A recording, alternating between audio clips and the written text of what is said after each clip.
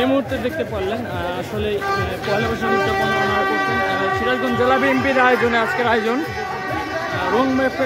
রং মেখে নেচে গিয়ে আজকে তারা আনন্দ উৎসব করছে দেখতে পাচ্ছেন আপনারা। এখন সিরাজগঞ্জ শহরের মধ্যে দিয়ে এই র্যালিটা যাচ্ছে আনন্দ শোভাযাত্রা।